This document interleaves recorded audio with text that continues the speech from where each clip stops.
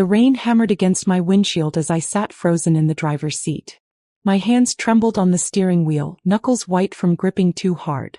In front of me, illuminated by the harsh fluorescent lights of the underground parking garage, my entire world was falling apart. 23 years. That's how long I'd loved him. That's how long I'd trusted him. And now, watching him press her against that silver BMW, his hands tangled in her blonde hair, his wedding ring catching the light as he pulled her closer, I felt something inside me die. But something else was being born.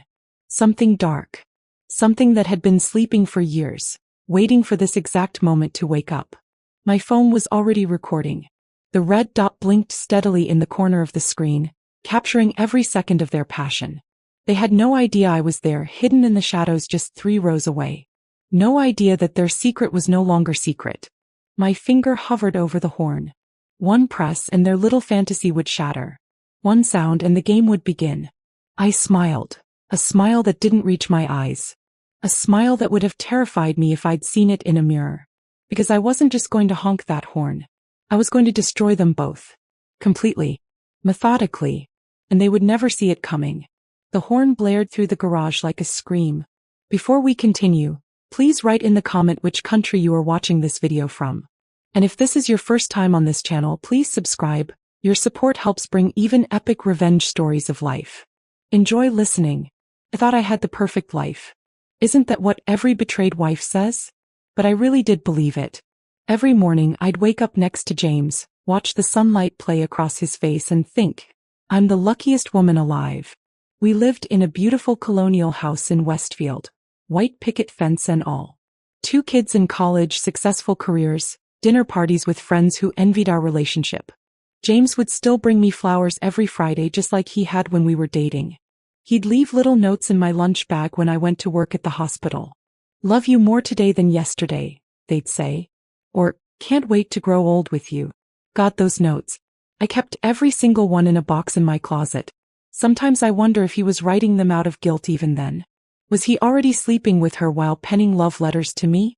The day everything changed started like any other. It was a Thursday in March and I'd gotten off my shift at the hospital early. I worked as a head nurse in the cardiac unit, 12-hour shifts that left me exhausted but fulfilled. James was a senior partner at his accounting firm, Preston & Associates. He'd worked there for 15 years, climbing the ladder with determination I'd always admired. I decided to surprise him. His car had been in the shop all week and he'd been taking Ubers to work. I thought I'd pick him up, maybe grab dinner at that Italian place we went to on our first date. 23 years later and I still wanted to surprise my husband with romantic gestures. What a fool I was. The drive to his office was pleasant. I had the windows down, spring air flowing through the car. The radio played our wedding song, At Last by Etta James, and I took it as a sign. The universe confirming that yes, we were meant to be. The universe has a sick sense of humor. I pulled into the parking garage at 6:47 p.m. Most people had already left, but James often worked late. It was one of the things I loved about him. His dedication, his work ethic. I knew he'd still be there, probably hunched over spreadsheets, glasses sliding down his nose the way they did when he concentrated. The garage was dimly lit, shadows stretching between the concrete pillars. My heels clicked against the floor as I walked toward the elevator. That's when I heard it, a laugh. Her laugh. High and tinkling like wind chimes. I knew that laugh. His secretary. 28 years old, fresh out of business school, legs that went on for miles. She'd been working for James for 2 years. I'd met her at company Christmas parties, smiled at her jokes, complimented her dress. She'd gushed about how lucky I was to have James, how he talked about me all the time. He's crazy about you, she'd said last Christmas, touching my arm with her manicured nails. You're all he talks about. The laugh came again, followed by a lower sound. James's voice, but different. Hushed. Intimate. The way he used to talk to me when we were alone. I crept forward, my heart already knowing what my brain refused to accept. They were 3 rows over, standing by Rebecca's BMW. The silver one with the vanity plate that read Becca 1. James had his back to me, but I could see his hands. One pressed against the car, the other was on her waist, pulling her against him. We can't keep doing this here, Rebecca whispered, but she was smiling. Her red lipstick was smeared. Someone might see. Let them, James said, and his voice was thick with desire. I don't care anymore. You don't mean that. She traced a finger down his chest. What about? Don't. He cut her off. Don't mention her. Not now. Her. I was, her. The inconvenient wife. The obstacle. He kissed her then. Not a quick peck. Not a mistake. A deep, passionate kiss that made my stomach turn inside out. His hands moved to her hair, pulling her closer. Her leg wrapped around his, her skirt riding up. I couldn't breathe. Couldn't think. But somehow my hand moved on its own, pulling out my phone. The camera app opened silently. I hit record. They kept kissing, oblivious to my presence. James's wedding ring, the one I'd placed on his finger while crying happy tears, glinted under the fluorescent lights as he ran his hands through her hair. The same hands that had held me last night. The same hands that had touched me this morning before he left for work. I love you, he whispered against her lips. 3 words. 3 words that he'd said to me thousands of times. 3 words that now meant nothing. Something inside me snapped. Not broke, snapped. Like a rubber band pulled too tight.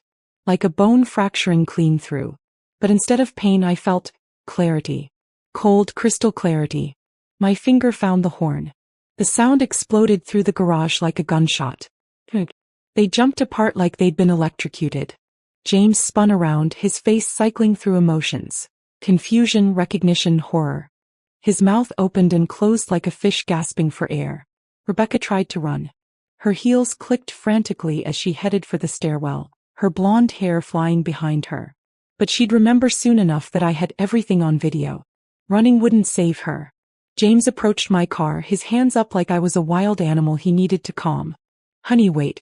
This isn't. I started the engine. Please. He was at my window now, tapping on the glass. Let me explain. I looked at him, really looked at him. This man I'd loved for more than 2 decades. His face was flushed, his tie askew. Rebecca's lipstick stained his collar like blood. His eyes, those green eyes I'd fallen in love with, were wide with panic. I rolled down the window halfway. Get in, I said. My voice was calm. Too calm. It seemed to scare him more than if I'd screamed. Miranda, get in the car. He walked around to the passenger side like a man heading to his execution. The door opened slowly. He sat down, couldn't meet my eyes. I drove in silence. The only sound was his breathing, rapid, shallow. The smell of Rebecca's perfume filled the car. Something floral and young. Nothing like the mature scent I wore. I wanted to vomit. How long? I asked as we pulled onto the highway. Miranda. How long? He flinched. 6 months. 6 months. 6 months of lies. Of working late. Of client dinners. Of making love to me while thinking of her. Do you love her? Silence. Answer me. I don't know. I laughed. It was an ugly sound. You just told her you did. I have it on video. His face went white. You were recording? Every second. We drove the rest of the way home in silence. But my mind was racing, planning, calculating. He thought this was the worst of it. He thought we'd fight, maybe divorce, divide our assets. He had no idea what was coming. Because I knew things about James. Things that his precious Rebecca didn't know. Things that could destroy more than just a marriage. That night James slept in the guest room. I heard him on the phone whispering urgently. Probably to Rebecca. Probably planning their next move. Let them plan. They had no idea who they were dealing with. I didn't sleep. Instead I went to his home office. James was meticulous about his work, kept everything organized.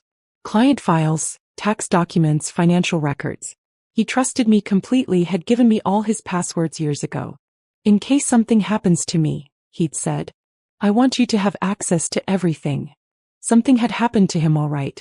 He'd become someone I didn't recognize. I started with his email. Personal first, then work. The personal was what I expected. Hundreds of messages to Rebecca. Can't stop thinking about last night. You looked beautiful today. My wife is working late, come over. My wife. Like I was just a title. Girl. Not Miranda, the woman who'd held his hand through his father's death. Not Miranda, who'd supported him when he wanted to leave his stable job to join Preston and Associates. Just my wife. But it was the work emails that made me stop cold. James had been stealing. For years. The evidence was all there, hidden in plain sight. Fake invoices. Shell companies. Client accounts with mysterious transfers. He'd been siphoning money from the firm's biggest clients, hiding it in offshore accounts. We're talking millions. I sat back in his leather chair, stunned. This wasn't just infidelity. This was fraud. Federal crime. Prison time. How had I not known? How had I lived with this man, slept beside him, loved him, and not seen what he really was? A memory surfaced. 3 years ago, James had suddenly insisted we needed to update our insurance policies. Life insurance specifically. He'd taken out a large policy on me, $3 million. I'd laughed, said it was too much. I want to make sure you're taken care of, he'd said, kissing my forehead.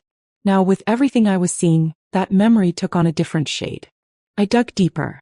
Found a folder labeled Personal hidden inside another folder called Tax Documents 2019. Inside were more emails. These were different. These were between James and someone named Vincent Russo. Vincent Russo. I knew that name. Everyone in town knew that name. He ran the largest construction company in the state, but everyone whispered about his other business. The kind that operated in shadows. The kind that broke legs when you couldn't pay. James owed him money. A lot of money. Gambling debts from a habit I never knew he had. The emails got progressively more threatening. Payment due. You're out of time. We know where you live. Where your wife works. The last email was dated 2 weeks ago. Found a solution to your problem. Life insurance pays out well for accidents. My blood turned to ice. James wasn't just cheating. He wasn't just stealing. He was planning to kill me. I printed everything. Every email, every document, every piece of evidence. The printer hummed in the darkness, spitting out page after page of my husband's crimes. My husband's betrayal went deeper than I'd imagined. But I wasn't scared. I was furious. He wanted to kill me for insurance money? To pay off his debts and run away with Rebecca? They'd planned it all out, probably laughing about the stupid wife who never suspected anything. Well, the stupid wife had just become their worst nightmare. I didn't confront James about what I'd found. Not yet. Instead, I became the perfect wife. I made his favorite breakfast, eggs Benedict with extra hollandaise. Kissed him goodbye when he left for work. Told him we'd talk about the situation when he got home. I need time to process, I said, touching his cheek gently. 23 years is a lot to throw away. Relief flooded his face. He thought I was weak. Thought I'd forgive him. Take all the time you need, he said. I'll end it with Rebecca. I promise. Liar. As soon as he left, I got to work. First, I opened my own bank account at a different bank across town. Then I started moving money. Not all at once. That would be suspicious. But enough. Half our savings transferred in small amounts. He'd never notice. He was too busy juggling his secrets. Next, I called my lawyer. Well, not my lawyer yet, but she would be. Patricia Hawkins, the best divorce attorney in the state. Known for destroying unfaithful husbands in court. I need to see you today, I said. And I need to know about whistleblower protections. Whistleblower. Her voice sharpened with interest. My husband has been embezzling from his firm. I have proof. Come in immediately. The meeting lasted 3 hours. I showed Patricia everything. The affair videos, the embezzlement documents, the emails with Vincent Russo. She sat back when I was done, a slow smile spreading across her face. Your husband is finished, she said simply. But we need to be smart about this. If he's really planning something, we need protection. She made calls. FBI for the embezzlement. Local police for the threat to my life. By the end of the day, James was being watched, though he didn't know it. But I wasn't done. Not even close. That evening, I visited Rebecca. Rebecca lived in a trendy apartment downtown. Exposed brick, modern furniture, the kind of place young professionals think makes them sophisticated. I knocked on her door at 8 p.m. She answered wearing yoga pants and a tank top, her face mask half applied. When she saw me, the color drained from her face. Mrs. Mitchell. May I come in? She stepped aside, trembling. Good. He should be scared. I sat on her pristine white couch, looked around at her perfectly curated life. Photos of her with friends, laughing at brunch. A vision board with goals written in cursive. Pictures of exotic vacations she probably couldn't afford on a secretary's salary. How much has he given you? I asked. What? Money. How much money has James given you? She fidgeted with her hands. I don't know what you. The Cartier bracelet you wore last week. The weekend trips to Miami. This apartment that costs 3 times what you make. How much? Her shoulders sagged. 50,000. Maybe more. Stolen money. Did you know that? Her eyes widened. No, he said. He said what? That it was bonuses? Investments? He's been stealing from his clients, Rebecca. Every gift he gave you, every dinner, every hotel room, paid for with stolen money. That makes you an accomplice. She started crying. Ugly, gasping sobs that smeared her face mask. I didn't know. I swear I didn't know. I studied her. 28 years old. Her whole life ahead of her. In a way she was a victim too. James had played us both. I have a proposition, I said. She looked up, mascara running down her cheeks. You're going to help me. You're going to do exactly what I say. In return, I won't include you in the FBI report. You walk away clean. What do you want me to do? I smiled. You're going to keep seeing him. Act normal. Let him think his plan is working. What plan? I pulled out my phone, showed her the emails with Vincent Russo. Watched her face transform from confusion to horror. Oh my God, he's going to kill me. Yes. For the insurance money. She ran to the bathroom and vomited. I waited patiently. When she came back, pale and shaking, I continued. Here's what's going to happen. You're going to wear a wire. You're going to get him to confess everything. The affair, the stealing, the plan with Vincent. Everything. He'll never. He will. Men tell their mistresses everything. Make him feel safe. Make him think you're on his side. Tell him you're worried about the plan. Get him talking. She nodded, terrified but understanding she had no choice. And Rebecca? If you warn him, if you try to run, I'll destroy you. You'll go to prison as his accomplice. Every dream on that vision board will turn to ash. Understood. Understood. The next 3 weeks were the hardest of my life. I had to pretend everything was normal while knowing my husband was planning my murder. Every meal he cooked, I wondered if it was poisoned. Every time he suggested a drive, I wondered if he'd arranged an accident. But the FBI was watching. Patricia had arranged protection without James knowing. Unmarked cars followed me to work. Agents posed as patients at the hospital. I was never truly alone, never truly in danger.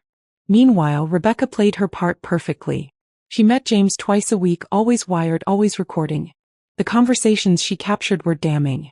The insurance money will set us up for life, James told her one night, unaware that FBI agents were listening from a van outside. $3 million. We can disappear. Start fresh in Costa Rica. But what about Miranda?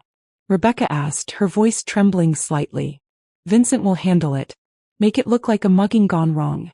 She works late at the hospital, walks to her car alone. It'll be tragic but not suspicious. When? Next Friday. She has the night shift. Next Friday. 1 week away. They'd set the date for my death like it was a dinner reservation. But James had no idea that Vincent Russo had already been arrested. The FBI had picked him up 2 days ago on unrelated charges. Flipped him immediately when they told him about James's plan. Vincent, it turned out, had no interest in murder. He was a criminal but not a killer. He agreed to cooperate fully in exchange for reduced charges. The trap was set. Now we just had to spring it. That week I filed for divorce. Had James served at his office in front of everyone. Made sure the whole firm knew why, the affair with Rebecca. But that was just the opening move. Because on Thursday, the day before my scheduled murder, the FBI raided Preston and Associates. I wasn't there when they arrested James, but Rebecca was. She called me, crying and hyperventilating. They came in with guns drawn, she gasped. Threw him on the ground. Everyone was screaming. They took all the computers, all the files.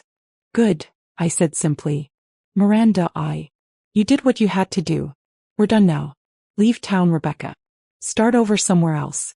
And if you ever come back, if you ever contact James again, I'll release the recordings of you laughing about his stupid wife. She hung up. I never heard from her again. James called me from jail that night. I almost didn't answer, but curiosity won. Miranda. His voice was broken. Please, you have to help me. Help you? You were going to have me killed. No. That was never, I would never.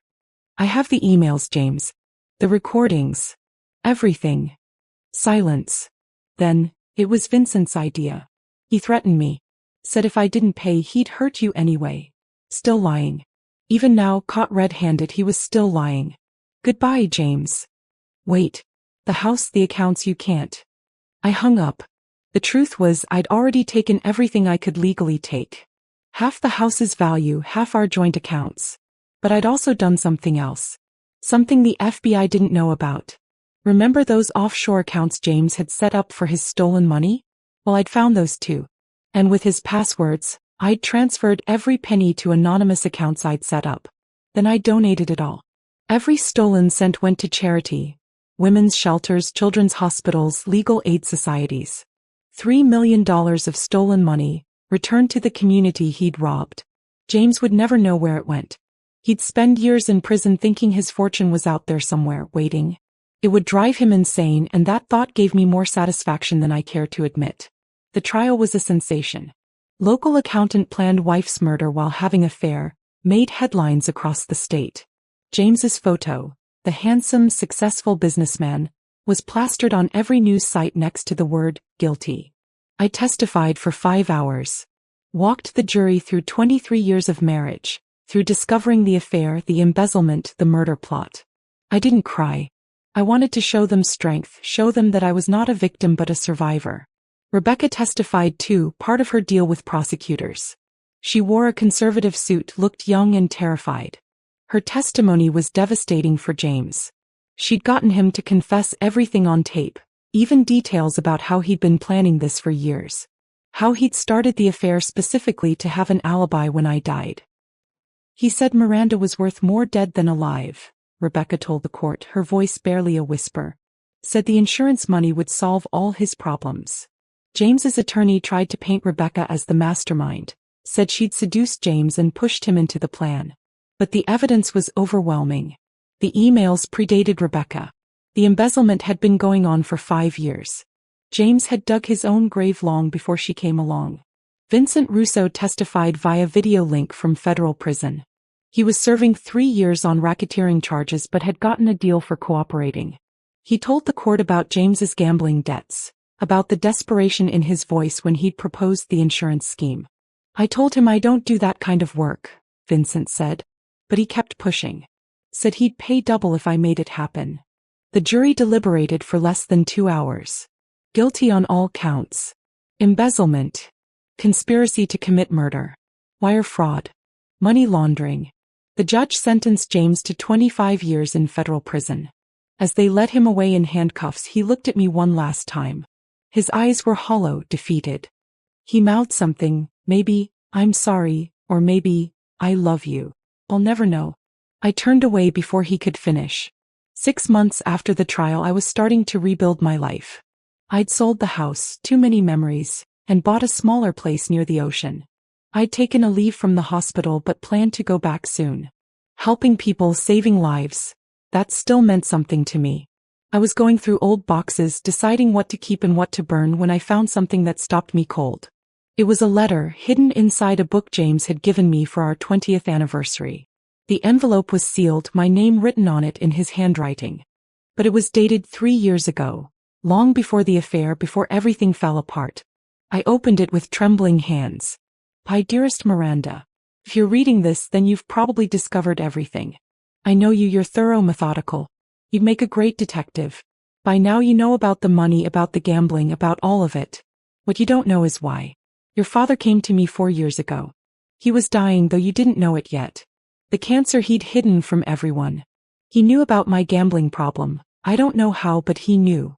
He made me a deal. He'd pay off my debts if I did something for him. He wanted me to kill you. You're reading that again, aren't you? Not believing it. But it's true. Your father, the man who walked you down the aisle, who cried at our wedding, wanted you dead. You were never supposed to inherit anything.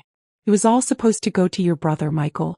But your father couldn't just write you out. Your mother's will prevented that. The only way Michael could get everything was if you died before your father did. I told him no. I told him he was insane. That's when he showed me the photos. Me with Vincent's people. Me at the underground casinos. He threatened to show you to destroy our marriage. But I still said no. I could never hurt you, Miranda. Never. So I came up with another plan. I started stealing from the firm, trying to pay off Vincent myself. I thought if I could get free of the debts, your father would have no leverage. But the hole just got deeper. And then your father got sicker. He got desperate. He said if I didn't do it, he'd hire someone who would. Said you'd die either way, but at least if I did it, I'd be rich. I started documenting everything. Every conversation with your father, every threat. It's all in a safety deposit box at First National Bank. Box 472. The key is taped under my desk drawer. I was going to tell you everything, but then your father died suddenly last year. Heart attack, they said. But Vincent had mentioned something about handling a problem for me. I never asked him to, but I think he might have saved your life by taking your father's. I know this doesn't excuse what I've done. The affair with Rebecca was real. My weakness, my cowardice, all real. I'm not asking for forgiveness. I just wanted you to know the truth. Your father was the real monster. I was just too weak to stop him the right way. I'm sorry for everything, James. I read the letter 3 times before it truly sank in. My father. My own father had wanted me dead. With shaking hands, I drove to the bank. Found the safety deposit box. The key was exactly where James had said it would be. Inside were recordings. Dozens of them. My father's voice, clear as day. She was always too much like her mother. Soft. Weak. Michael deserves the inheritance. I don't care how you do it. Make it look like an accident. If you don't handle this, I'll find someone who will. There were documents too. Wire transfers from my father to Vincent Russo. Plans for my death that predated James's involvement by years. I sat in that cold bank vault and cried for the first time since finding James with Rebecca. Cried for the father I thought I'd had. Cried for the marriage that had been doomed from the start. Cried for James, who was rotting in prison partly for crimes he'd committed trying to protect me. But I didn't cry for long. Because my brother Michael was still out there. And if my father had involved him in this plan. Michael lived in Boston running the family's investment firm. He'd inherited everything when our father died. The business, the properties, the fortune. I'd gotten a small trust fund from our mother's side. Nothing compared to what Michael received. I'd never questioned it. Michael was the eldest, the son. It made sense in the twisted logic of our traditional family. But now I wondered, had Michael known about our father's plan? I hired a private investigator, someone Patricia recommended. Within a week he had answers. Michael had known everything. More than that, he'd been pushing our father to act. The investigator found emails, financial records showing Michael was in serious trouble. Bad investments, a cocaine habit, debts to people who made Vincent Russo look like a Boy Scout. He needed the inheritance. All of it. And I was in the way. The investigator found something else. Michael had taken out a life insurance policy on me too. $1 million taken out right after our father's death. He was still planning to have me killed. But this time I was ready. I invited Michael to lunch. Told him I was struggling after everything with James, needed family support. He came immediately, all fake concern and brotherly love. We met at an upscale restaurant downtown. Michael looked good, expensive suit, Rolex, the picture of success. But I could see the cracks now. The tremor in his hands. The way his eyes darted around nervously. The constant checking of his phone. Miranda, he said, kissing my cheek. You look well considering everything. Prison suits James, I said flatly. Orange is his color. Michael laughed nervously. I still can't believe it. All those years and none of us knew what he was capable of. Yes, I said, studying him. It's amazing what people can hide. We ordered. Made small talk. I waited until the main course arrived before I struck. I found Dad's recordings, I said casually, cutting into my steak. Michael froze, fork halfway to his mouth. What recordings? The ones where he discusses having me killed. The ones where you encourage him. The color drained from his face. I don't know what you're. I pulled out my phone, hit play. Our father's voice filled the space between us. Michael's right. She's a liability. The sooner she's gone, the better. Then Michael's voice, younger but unmistakable. Just make it happen, Dad. Whatever it takes. I stopped the recording. Around us, other diners continued their meals. oblivious to the drama at our table. That's not, you don't understand the context. I understand perfectly. I leaned forward. You wanted me dead for money. Just like James. Just like Dad. The men in my life seem to have a theme. Miranda, please. Here's what's going to happen. You're going to sign over half of everything to me. The business, the properties, the offshore accounts you think I don't know about. Half of everything, or these recordings go to the police. You can't prove. I can prove you knew about and encouraged a murder plot. That's conspiracy. That's prison time.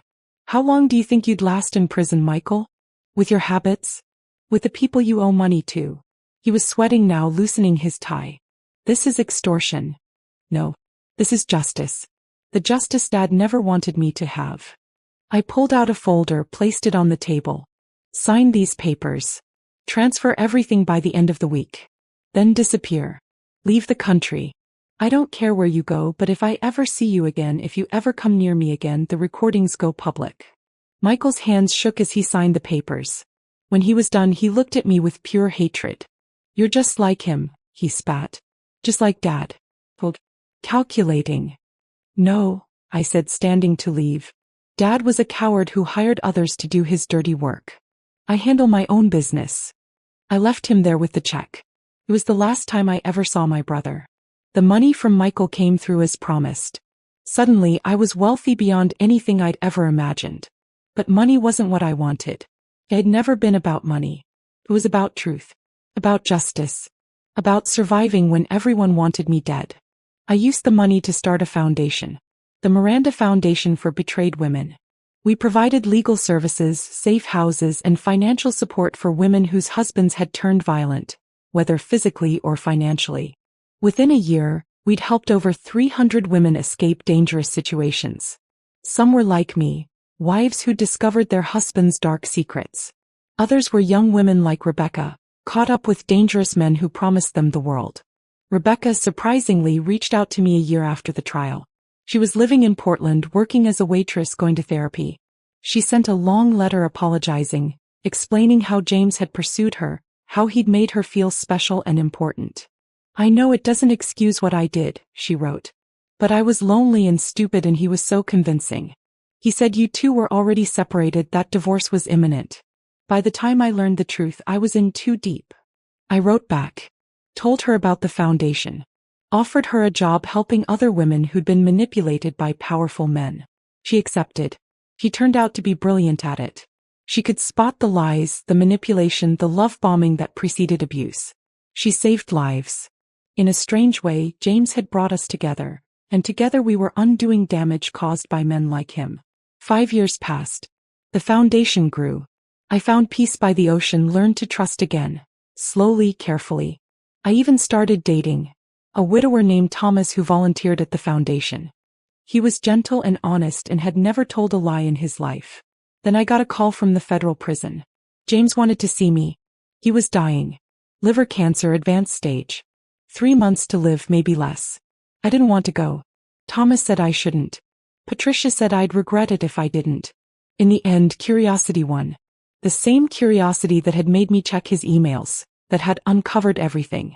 The prison was exactly as depressing as I'd imagined. Gray walls, gray floors, the smell of disinfectant and despair. James was in the medical wing, handcuffed to a bed despite being too weak to stand. He looked nothing like the man I'd married. Thin, yellow, hollow. His eyes were sunken, his hair gone. The cancer had eaten him from the inside out, just like his lies had eaten our marriage. Miranda, he whispered. You came. I don't know why, I said honestly. I do. You're good. You were always too good for me. I sat in the uncomfortable plastic chair, studied this stranger who'd once been my everything. I found your letter, I said. The one about my father. His eyes widened slightly. I wondered if you would. Was it true? Every word. He coughed, specks of blood hitting his lips. I'm sorry I wasn't strong enough to tell you when it mattered. You could have gone to the police. With what proof? Your father was careful. And I was already dirty. Who would have believed me? He had a point.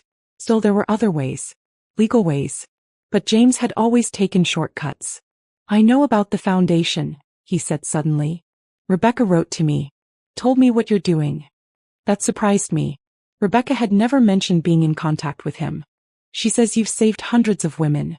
That you're a hero. I'm not a hero. I'm a survivor. Same thing sometimes. He shifted, winced in pain. I need to tell you something. About Vincent. What about him? He didn't kill your father. I leaned forward. What? Your father did have a heart attack. Natural causes. Vincent lied about handling it because he thought it would give him leverage over me. But it was just coincidence. Maybe karma. But not murder. I sat back processing this. My father had died naturally right when he'd been planning my death. The universe's sick sense of humor again. Why are you telling me this? Because I want to do one thing right before I die. Tell you the complete truth. No more lies, no more secrets. We sat in silence for a moment. Then he spoke again. I did love you. In my broken, selfish way. It wasn't enough, and it wasn't the kind of love you deserved, but it was real. Love doesn't plan murder, James. No. It doesn't. He closed his eyes. Will you forgive me? I thought about it. Really thought about it. Forgiveness wasn't for him, he'd be dead soon anyway. It was for me. To let go of the anger that had driven me for years. I forgive you for being weak, I finally said. I forgive you for being scared. I even forgive you for the affair. But I can't forgive you for choosing money over my life. That's a line you can't come back from. He nodded, tears sliding down his gaunt cheeks. I understand. I stood to leave, then turned back. James, was any of it real? Our marriage before everything went wrong. He opened his eyes, and for a moment, I saw the man I'd fallen in love with all those years ago. The first 10 years, he said. Before the gambling, before the debts. Those were real. Those were the best years of my life. I left without saying goodbye. He died 2 weeks later. I didn't attend the funeral. 10 years have passed since that day in the parking garage. 10 years since my world shattered and reformed into something stronger. The foundation has expanded nationally. We've helped over 5,000 women escape dangerous situations. We've lobbied for stronger laws protecting spouses from financial abuse. Rebecca runs our West Coast operations now, and she's brilliant at it. She married a social worker last year. A good man who knows her history and loves her anyway. I married Thomas 3 years ago. It was a small ceremony by the ocean, just close friends and the women from the foundation. No family, I don't have any anymore. Michael died in Thailand 2 years ago, overdosed in a hotel room. I didn't feel sad when I heard. Just empty. Sometimes I think about James. Not with love or hate, just with a kind of distant pity. He had everything. A loving wife, a successful career, a beautiful life, and he threw it all away for greed and lust. He died alone in prison, his legacy nothing but shame. But mostly I think about the women who come to the foundation. Broken, betrayed, but not beaten. I see myself in every one of them. I see strength they don't know they have yet. Last week, a woman came in with a black eye and a familiar story. Her husband was having an affair, stealing from his company, had taken out a life insurance policy on her. She'd found out by accident just like I had. I don't know what to do, she sobbed. I loved him so much. I held her hand, looked her in the eyes and said, you survive. You fight. And then you help others do the same. She's staying in one of our safe houses now. Her husband was arrested yesterday. She'll testify against him just like I did. She'll rebuild just like I did. Because that's what we do. We take the worst moment of our lives. That moment when we realize the person we trusted most wants us dead. And we transform it into power. They wanted us dead. But we're more alive than ever. I still have the video from that night in the parking garage. Sometimes I watch it not out of pain but as a reminder. A reminder of the moment my old life ended and my real life began. The horn echoes in that parking garage, sharp and clear. It wasn't just announcing their betrayal. It was announcing my rebirth. They thought they were predators and I was prey. They were wrong. I was the phoenix and they were just the fire I needed to rise. People ask me if I regret any of it. If I wish I'd never found out, had lived in blissful ignorance until James and my father succeeded in their plan. The answer is no. Yes, the truth nearly destroyed me. Yes, I lost my marriage, my family, my innocence about human nature. But I gained something more valuable. Myself. For 23 years I was James's wife. Before that I was my father's daughter.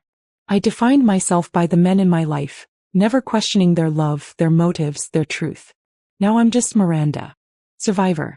Fighter. Founder. Friend. Wife to a man who actually loves me. Savior to women who need saving. The parking garage lights still haunt my dreams sometimes. The sound of that horn, the sight of them jumping apart, the taste of betrayal in my mouth. But now it's not a nightmare. It's a reminder. A reminder that the worst moment of your life can become the beginning of your best life. A reminder that sometimes to rise you first have to burn. A reminder that when someone shows you who they really are, believe them the first time. James showed me who he was that night in the parking garage. A liar. Thief. A would-be killer. But more importantly, that night showed me who I was. Unbreakable. And that's the ultimate revenge. Not the money I took. Not the prison sentence he served. Not even the foundation that helps women escape men like him. The ultimate revenge is that I survived. I thrived. I turned their betrayal into my triumph. They wanted me dead. I've never been more alive.